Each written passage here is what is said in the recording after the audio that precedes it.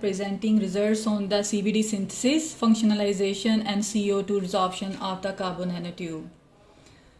So here is the outline, which is the research background, greenhouse gases, growth mechanism of CNTs and CVD reactor used to synthesize the CNTs, materials and methods, results and discussion, and finally conclusion. So as we know that human activities are responsible for almost all of the increase in greenhouse gases in the atmosphere over the last 150 years. The US Environmental Protection Agencies reported that 65% of the greenhouse gases are generated by the combustion of fossil fuel, 45% is from coal and 35% is from oil and 20% is from natural gas. Due to this, sea levels are rising and glaciers are melting and precipitation patterns are changing. Extreme weather events are becoming more intense and frequent. The primary greenhouse gases in the Earth atmosphere are water vapor, carbon dioxide, methane, nitrous oxide, and ozone. You can see on the left topmost picture. So the gases absorb solar energy and keep heat close to the Earth's surface rather than letting it escape into the space. The trapping of the heat is known as the greenhouse effect. So atmospheric level of carbon dioxide, the most dangerous and prevalent greenhouse gas, are at the highest level ever recorded, whereas carbon dioxide is the key greenhouse gas that diverts the global climate change continues to rise every month. So you can see here the percentage, there is a 70% of the carbon dioxide in the environment. As before, the Dr. Asim described it very well. So carbon dioxide is responsible for about 3/4 of the emission. It can linger in the atmosphere for the thousands of the years. In 2020, carbon dioxide levels reached to 411 parts per million. World Meteorological Organization WMO Greenhouse Gas Bulletin showed that the globally average concentration of the carbon dioxide reached 407.8 parts per million in 2018. Up from 405 parts per million in 2017. The increase in CO2 from 2017 to 2018 was very close to that observed from 2016 to 2017. And just above the average over the last decade, global levels of the CO2 crossed the symbolic and significant 400 parts per million benchmark in 2015. You can see in the graph which is increasing linearly. In fact, the path to halting global temperature increases of 1.5 to 2 degrees Celsius. So WMO rely in some way on adopting method of sucking CO2 from the sky. So it may be in the membrane, it may be in the nanoparticles. Although a set of technologies are being used for CO2 capture, these technologies are not fully mature yet. Therefore, intensive experimental work is being conducted to develop CO2 absorbent material capable of absorbing large amount of CO2. Among them, CNTs are identified as promising adsorbent for CO2 because of their extremely good characteristics such as high porosity and surface area. In gas adsorption application, the use of CNTs as a CO2 absorbent material is recently developed and are not fully understood. So we have to do research on the CNTs and their applications and the lack of scalability of the production techniques in case of synthesis of CNTs, and research and mitigation on the true growth mechanism for the mass production is underway. Here are the brief introduction of the CNTs. What are the CNTs? You can see in the right top picture that there is a sheet of the graphite which is rolled into the cylinder. Based on their structure, CNTs classified into single wall, double wall and multi-wall carbon nanotubes, which can you see in the left top picture. So because of the potential application, worldwide effort is being made to produce good quality CNTs in large quantities by simple and reliable techniques such as arc discharge, laser evaporation, and chemical vapor deposition. During the last few years, CVD has been proven to be much more efficient in synthesizing CNTs because of its low cost system, simple operating conditions, easy control of experimental parameters, feasibility of exploring the various carbon sources in solid, liquid and gas form. In particular, CVD is where CNTs are grown over catalysts containing nanoparticle of transition metals, iron, cobalt, nickel, or relative oxides of the decomposition of carbon sources, which is the ethane, methane, ethylene, etc. So CVD is considered as the best option to synthesize the CNTs. Here is the growth mechanism. In CVD process, there could be two possible modes of nucleation of multi-wall carbon nanotubes, namely in the tip growth shown in the figure A and the base growth shown in the figure B. So in the figure A, the tip growth mechanism is based on the weak interaction between the catalyst particles. The carbon atoms produced the dissociation of the hydrocarbon diffusion with the metal, and the nanotubes precipitate out by the lifting the metal catalyst up. You can see in the red portion shown is the catalyst, which is lifted up by the nanotubes. The figure B, whereas the figure B is the base growth model, is driven by the strong interaction between the catalyst particles. The carbon precipitations phase to lift the metal up. The carbon crystallizes out of the metal catalyst in the form of hemispherical dome, which extends up in the form of tubular structures. So the red portion is shown about the catalyst, and the nanotubes is shown in the dome-like structure above the catalyst. The CVD, there are many types of CVD reactor. Here are two main CVD reactors, which are fixed bed CVD reactor and fluidized bed CVD reactor. So schematic of the experimental setup of the fixed and fluidized bed CVD arrangement are shown in the figure A and figure B, you can say above. And the fixed CVD reactor was composed of the horizontal quartz tube enclosed by the cylinder furnace, where we have, you can see zoom 1 and zoom 2. The quartz tube was 80 millimeter in outer diameter and 72 millimeter in the inner diameter and 1000 millimeter in the length. The heating zone of furnace temperature was set and controlled by a digital temperature controller. One end of the quartz tube was connected to a gas mixing system where the flow rate of the argon, hydrogen and ethylene gases were controlled by the gas flow meter. So in my case, I use argon. You can also vary it with the nitrogen gas. So in my experiment, I prefer to use argon. So hydrogen and ethylene gases are controlled by the gas flow meters. The second end of the tube was extended to the furnace fume hood through a water channel. The ethylene gas was cracked over different weights of catalyst for the nucleation of the multi-wall carbon nanotube. While in case of fluidized bed, you can see in the fluidized bed, the gases are fed or plunged into the reactor from the bottom and the flow out from the top of the furnace. So the difference between these two reactors are that the main difference is that the metal catalyst powder is in the fixed CVD reactor. The metal catalyst powder is held in a quartz board placed in a high temperature zone 1 of the furnace. The large amount of catalyst in the quartz board raise the depth of the powder column as compared to the reactive surface area. The catalyst particle residing at the bottom of the board faces the diffusion limitations, therefore don't contribute to the overall catalytic activity of the catalyst.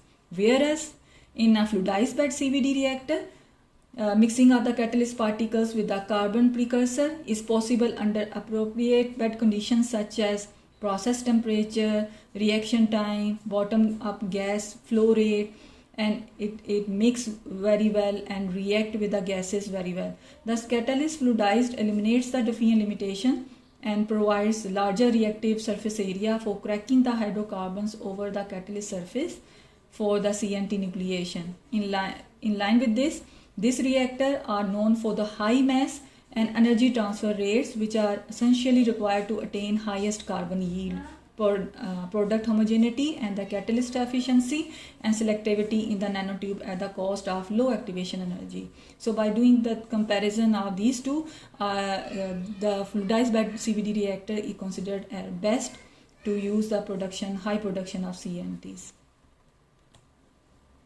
So here is the photographic view and the schematic diagram of the vertical fluidized bed CVD. This is the fluidized bed FBCVD, which I had used in my PhD, during my PhD. So for CO2 adsorption, the setup which I used is Balsori, which is a photographic view is shown in the figure.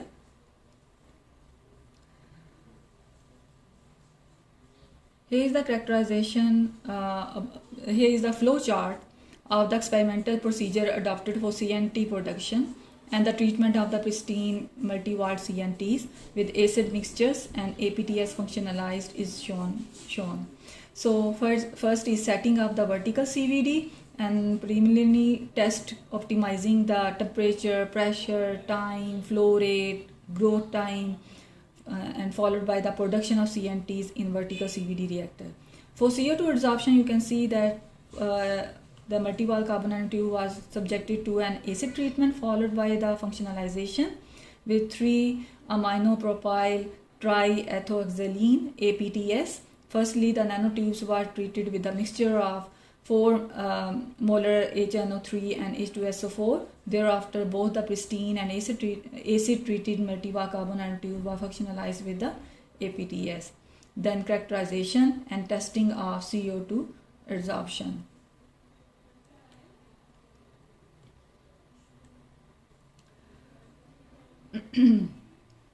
Top right is the photographic view of CNTs in powder form, and the left top is the transmission electron microscope of CNTs, and you can see that single tube with the trapping of the catalyst particle inside it is shown in the figure. So next is also TEM images. Transmission electron microscope indicates that the bends inside and outer surface of the CNTs. These bends can be seen or observed in scanning electron microscope, and transmission electron microscope for the straight nanotubes is also shown in the figure. So TGA study was also conducted on the purity of the carbon product. The imperative parameters measured in the weight reduction band were the initial and oxidation temperature. A negligible amount of amorphous carbon was observed in TGA thermogram of multi-wall carbon nanotubes grown with the growth temperature 800 Celsius. The respective TGA thermogram revealed that the presence of very small amount of impurities in the product. The amorphous carbon content disappeared at the temperature around 450 Celsius. A small difference between the onset and the end point temperatures was revealed compared to other tested values of growth temperature. And here is the diffraction pattern and the transmission electron microscope of multi-wall carbon nanotubes obtained at the optimum condition. The outer, you can see the outer diameter is 20 nanometer, whereas inner diameter is 10 nanometer. Value of interlayer spacing, which you can see in the zoom picture in the lines, black and white bands, which is known as interlayer spacing. And the value of interlayer spacing is 0.33 nanometer, which also indicates the graphitic nature of the tube.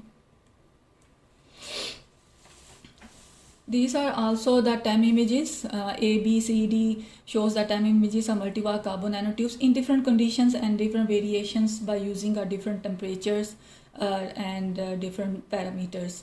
Maybe it is the varying of the catalyst. So you can see that by varying the conditions, the outer diameter is 21.2 nanometer, and other picture shows the outer diameter is 22.2 nanometer, and next third one indicates that diameter is 23.1 nanometer, and the fourth one shows that diameter is 29.1 nanometer. We never exceed the outer diameter to this because we want to manage our nanotube around these diameters.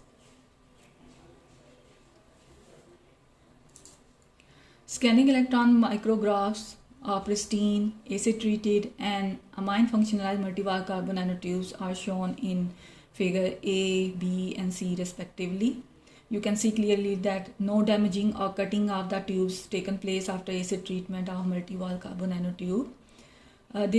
Furthermore, the presence of amorphous carbon and metal catalysts could block the inner pores, and those blocked the pores can be opened up by the acid treatment to eliminate the metal catalyst located at the middle of the CNTs or at the end of the CNTs, which I have already shown in the TEM images before. The end of the most of the nanotubes were found open after chemical treatment, which are shown in the magnified image. You can see the open ends. So the caps of the multi-wall carbon nanotubes were opened after functionalizations, which are important for the gas adsorption, because open tubes enables gas adsorption both inside and outside the tubes. No destruction and the real damage of the multi-wall carbon nanotubes were observed, so which indicates the multi-wall carbon nanotubes are strong enough to withstand against the functionalization process.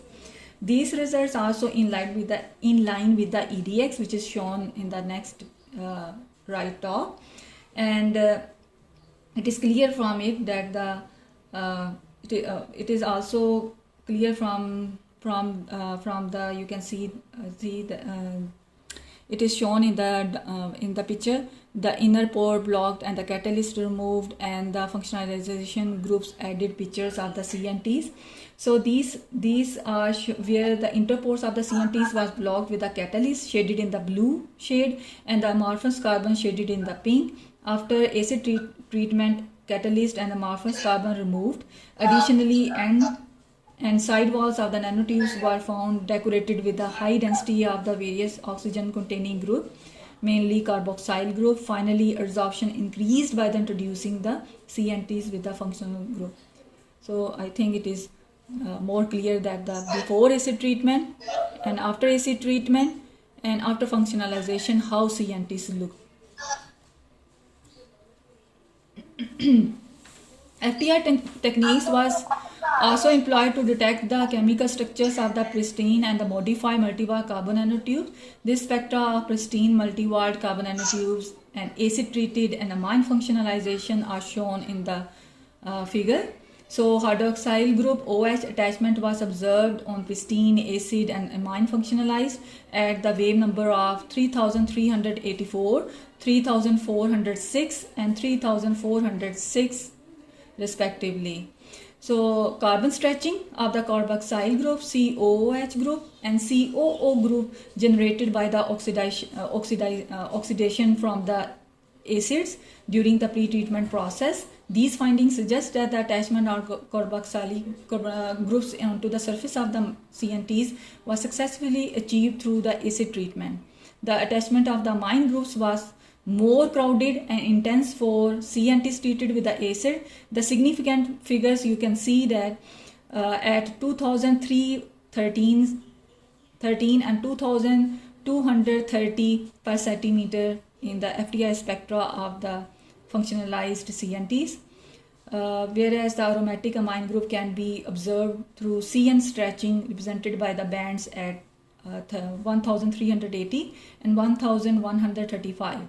The higher intensity of the amine group is attributed to the existence of the more and more carboxyl group and hydrophilic functional groups, which also assist the CNTs to disperse well in the APTS solution by creating active sites for the attachment of the amine groups. And these amine groups acts as active sites and through the reaction with the carboxyl group. So after that FTI, we did the Raman spectroscopy, which can also use to determine the degree of functionalization through a ratio between intensity of this ordered D band and the graphitic G band. This analysis is more to verify the presence of functional group on the surface of CNTs, and high degree of functionalization signifies that the CNTs experience more surface defects active sites during acid treatment followed by the functionalization. You have limited time ahead, please. Okay.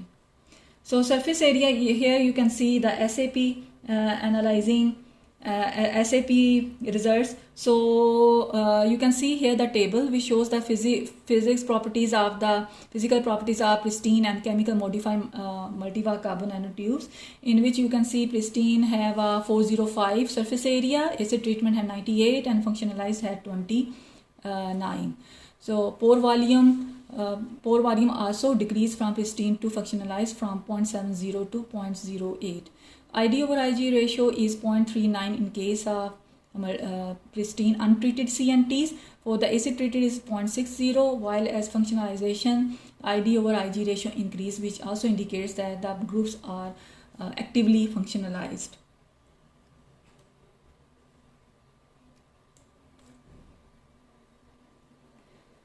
So these are the graphs which shows the CO2 absorption which I done from the Belsoric. So here you can see the absorption breakthrough curves in blue, red and green. So green indicates the functionalization CNTs, which indicates the highest value as compared to the acid treated and pristine, which can also be observed clearly from the bar description where the functionalization CNTs bar is high as compared to the acid treated and untreated CNTs, and the value of the functionalization is 129 centimeter cube per gram of the CO2 absorption. The possible chemoabsorption and the physioabsorption mechanism for CO2 absorption by Maltiva carbon nanotubes are illustrated in the figure. So the results of the given study are valuable in terms of comparison with the previous reported work as CO2 capture in order to determine how significant this research work is in terms of its contribution to the existing literature. The findings of the work are compared with the recent literature dealing with the amine functionalized of CNTs for CO2 absorption. You can see here the absorption value for this, if you can clearly see, is the 129, which is greater than previous work. So what is the reason behind this, that our value is CO2 absorption capacity is greater than the previous one? The reason for the high CO2 absorption capacity for the reported CNTs is due to the narrow diameter distribution and inner layer spacing of the as grown CNTs. The inner layer spacing was measured about 0.33 nanometer, which corresponds to the mesopore size and slightly larger than the kinetic diameter of CO2. It reveals that absorption capacity of CNTs can significantly be improved by making selection on the structure parameters according to adsorbed gas. So thank you very much for. So I omit the conclusion because you said that the time is very short. So if I have a time, then I can. If I have the time, then I can. Then you can have 2-3 more minutes. Okay. Thank you very much, Taira. So the Maltiva carbon nanotubes grown with the functionalized CVD successfully, and the narrow diameter distribution we got, and the shorter internal layer spacing we obtained, which is very important for the CO2 absorption. For optimization temperature, optimization condition is that the temperature we get optimized is 800, catalyst weight we optimize is 5 gram, tube diameter which we optimize is the range of 20 nanometer to 25 nanometer, and interlayer spacing we obtain that is 0.33 nanometer. Chemically modification was mostly limited to opening of the caps and the formation of functional groups at defect sites along the side walls. The open-ended structure enable the gas absorption both inside and outside the tube wall. That's why we do acid treated and functionalized. The hydrophobic and the bundling issue of CNTs has been successfully resolved through the acid treatment of the grown samples. The oxidation and functionalization of the nanotubes revealed the significant improvement in their CO2 absorption capacity. So the curve of CO2 absorption against the pressure revealed that the CNTs have a high capacity for CO2 absorption as compared to the untreated and acid treated CNTs. Overall CO2 uptake by the untreated and acid treated and functionalized CNTs was found about 20, 59 and 129 centimeter cube per gram respectively, which is found highest value as compared to the previous literature. Thank you very much.